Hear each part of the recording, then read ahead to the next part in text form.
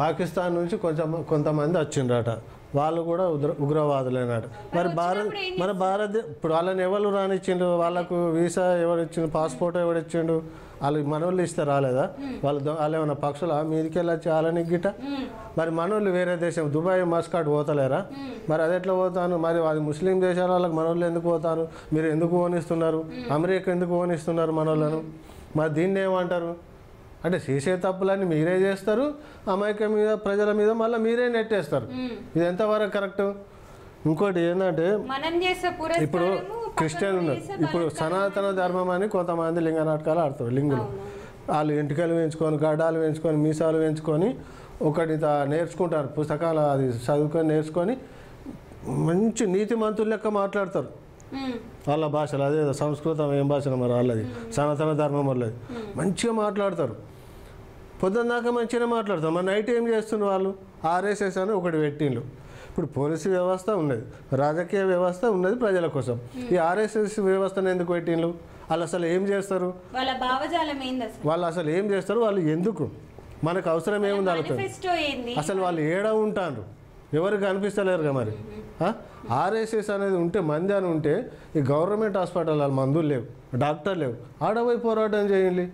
Government హాస్టళ్ళన్నీ మూసేస్తుండ్రు, కాలేజీలన్నీ మూసేస్తాను, ఆడ పోరాటం చేయండి. ఈడ చేసుడు సాతగాక మీకు మైకుల మీద కూర్చొని మీడియా ముంగడ ఏదో ఏదో మాట్లాడతారు వాళ్ళు. ఫోన్లు ప్రతి ఒక్కరి చేతిలో ఉన్నాయన్న, ఇప్పుడు ఫోన్లు ప్రతి ఒక్కరి చేతిలో ఉన్నాయి. ఇంకా ఫోన్ పట్టుకొని టక్క టక్క టక్క టక్క ట్రోల్స్ చేసుడు, మెసేజ్లు చేసుడు. అవును, వాళ్ళ పొద్దున్న దాకా ఒకేషం, నైట్ ఒకేషం. నైట్ అంతా ప్లాన్లు క్లీన్లా వేసుకుంటాడు, ఎవడెక్కువ మాట్లాడుతాడు, ఎవడెక్కువ ఎదుగుతాడు. దళితులు ఎదుగుతుండ్రా? దళితులు అలా కర్ర ముంగట ఎదవద్దు, కలెక్టర్లు కావద్దు, కలెక్టర్లు కావద్దు, ఎంఆర్ఓలు కావద్దు, ఎంపీలు కావద్దు, ఎస్పీలు కావద్దు, డిఎస్పీలు కావద్దు. ఎస్సీ ఎస్టీ బీసీ మైనార్టీలు వీళ్ళు ఎవ్వరు ఎదగద్దు. రావుసు, రెడ్లు, ఈ లెవెల్ బ్రాహ్మణ్స్. రావుస్ కూడా కొంతమంది మంచి మంచి ఫ్రెండ్స్ ఉన్నారు నాకు, మంచి మంచి పెద్ద పెద్ద వాళ్ళు ఉన్నారు నాకు ఫ్రెండ్స్. రావుస్ అందరు లంగాలు కాదు, ఓన్లీ రాజకీయం చేసేవాళ్ళే. రెడ్లు కూడా మంచి వాళ్ళు ఉన్నారు, మంచి మంచి ఫ్రెండ్స్ ఉన్నారు నాకు, రాజకీయం చేసేవాళ్ళే. బ్రాహ్మణ్స్ కూడా ఉన్నారు నాకు ఫ్రెండ్స్, మంచి మంచి ఫ్రెండ్స్ ఉన్నారు. నేను అన్నం పెడితే తింటారు, నా బట్టలు వేసుకుంటారు, అంత మంచి ఫ్రెండ్స్ ఉన్నారు బ్రాహ్మణ్స్ కూడా. మనం అందరూ తప్పు పడ్డదు, ఎవడైతే లంగతనం చేస్తారో వాడిని పట్టాలి మనం. కులంతో సంబంధం లేదు మనకు. ఎవరైతే లంగతనం చేసిస్తారో వాళ్ళని మనం ద్రోహి అనాలి తప్ప కులాన్ని బట్టి మనం అనాలి.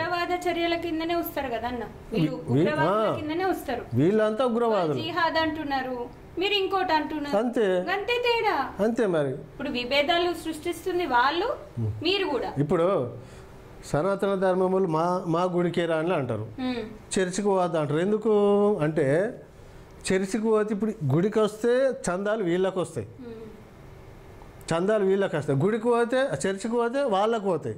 అరే మా చందాలు మీరు తీసుకుంటారా అని ఈయన కడుపులమంట. మళ్ళీ ఇటు పోతే అరే అటు ఒకరా ఇటు రారా అని వాళ్ళ పాస్టాలు వాళ్ళ కొలు, అటు ఒకరా మాకు చందాలు ఇరని మళ్ళీ వాళ్ళతో బాధ. వీళ్ళ మధ్యలో నలిగేటోడే సామాన్య ప్రజలు. ఇది అర్థం చేసుకోక పిచ్చి ప్రజలు పిచ్చోళ్ళు అయిపోతున్నారు. వాడు పిలిస్తే అటు పోతున్నారు, అదే కదా. వీడు పిలిస్తే ఇటు పోతున్నారు, వాడు పిలిస్తే అటు పోతున్నారు. మధ్యలో ఎవడు బలి అవుతాడు? ఇప్పుడు గుడికి పోవాలంటే అది పెట్రోల్ బొక్క, డీజిల్ బొక్క, మందు ఖర్చు, కోళ్ళు, మేకలు, ఇవన్నీ ఖర్చే కదా. అంటే వాళ్ళు రెచ్చగొడితే పిచ్చి ప్రజలు రెచ్చిపోయి ఈ రకంగా సర్వనాశనం అవుతారు.